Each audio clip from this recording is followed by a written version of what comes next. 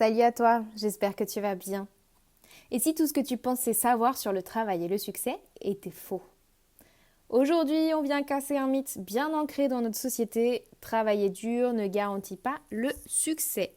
Et pourtant, c'est ce que beaucoup d'entre nous avons appris à croire.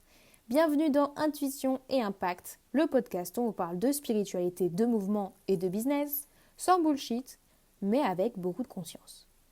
Dans cet épisode, on va comprendre pourquoi travailler dur ne suffit pas à créer la réussite que tu désires et surtout comment tu peux faire autrement pour atteindre le succès tout en restant aligné avec toi-même.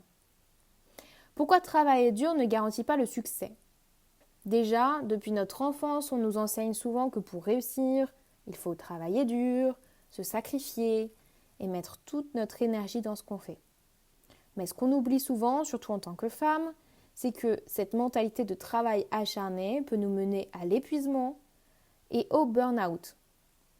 Oui, rien que ça.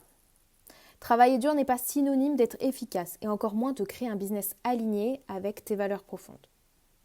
Pourquoi? Parce que, en premier, tu as le manque de clarté. Quand on travaille sans savoir exactement où l'on va, on peut passer des heures sur des tâches qui n'apportent aucune valeur réelle. Je te fais une référence à l'épisode 80-20. Si tu ne l'as pas entendu, va l'écouter en suivant de cet épisode. En deuxième, tu as l'illusion du contrôle. Travailler sans relâche, ça peut aussi masquer un manque de lâcher-prise et d'ouverture à d'autres manières d'agir. Et enfin, le fameux l'épuisement. Si ton énergie est constamment épuisée par le travail, tu n'as ni la force mentale ni physique de faire face aux vrais défis de ton business. Mais alors tu vas me dire, ok Chloé, mais qu'est-ce qu'on fait à la place? Donc si travailler dur ne garantit pas le succès, qu'est-ce qui fonctionne réellement? T'es prêt?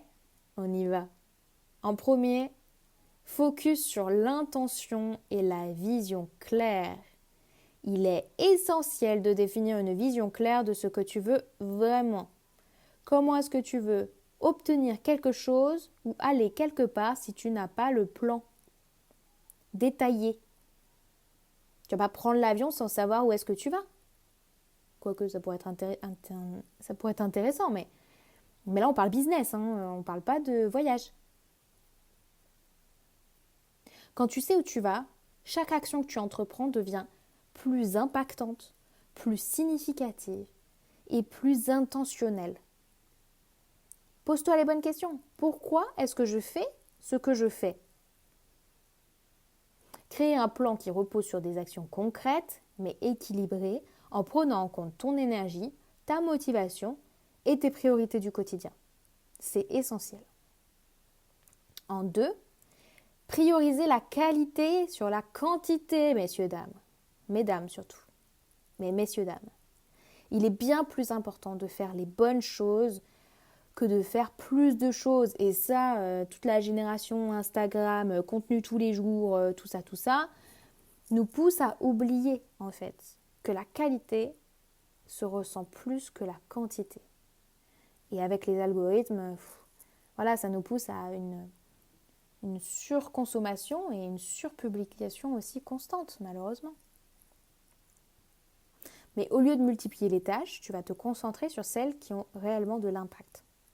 Apprends à dire non à ce qui te disperse. Attention, ce n'est pas qu'une simple phrase. Apprendre à dire non à ce qui te disperse. Regarde ton nombre d'heures passées sur tes réseaux sociaux. Instagram, Facebook, TikTok si tu as, Snapchat. Regarde là tout de suite. Tu mets cet épisode sur pause et tu vas regarder ton temps d'écran.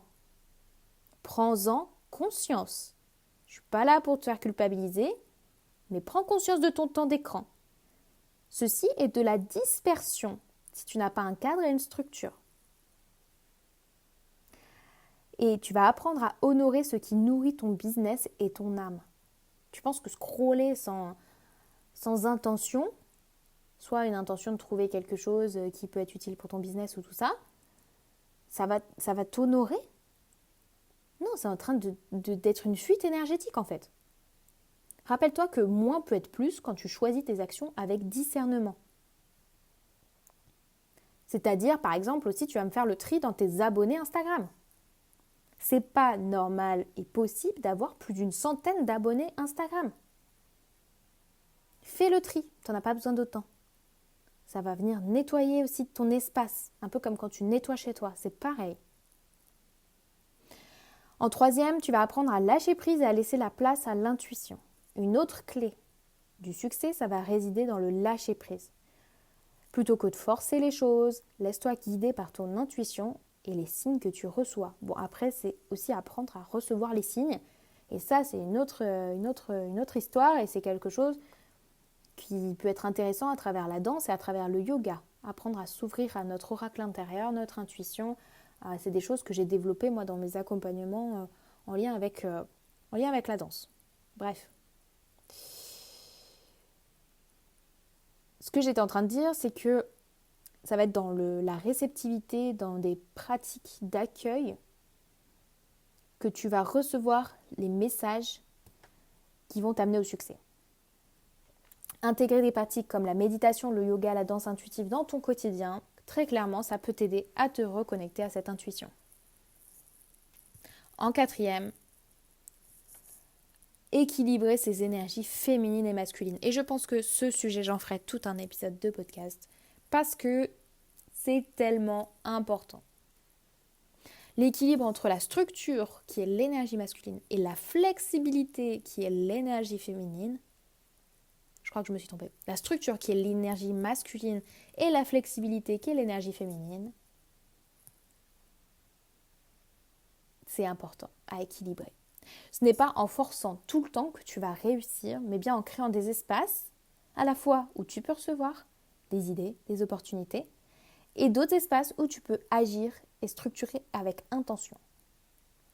Et c'est la danse en fait, la danse de couple entre tes polarités qui va te créer ton unicité, ta structure. Et ça va être une danse magnifique en fait, une danse de couple. Sauf que c'est le couple de tes polarités. Je me souviens encore, je vous parle de tout ça, mais je me souviens encore de ma propre lutte avec ce concept. J'ai commencé mon activité entrepreneuriale en 2020, on est en 2025. Et pendant longtemps, j'ai cru qu'il fallait que je travaille sans relâche pour que mon business décolle. Et je vais vous dire un secret. Je passais des heures à créer du contenu, à planifier, à essayer de contrôler chaque aspect que je pouvais avoir. Et je n'avais pas de résultats. En tout cas, pas ceux que j'espérais. Et c'est quand j'ai décidé enfin de lâcher prise et de me concentrer sur mon énergie, sur me nourrir, sur clarifier ma vision, plus travailler à tout prix, tout a changé.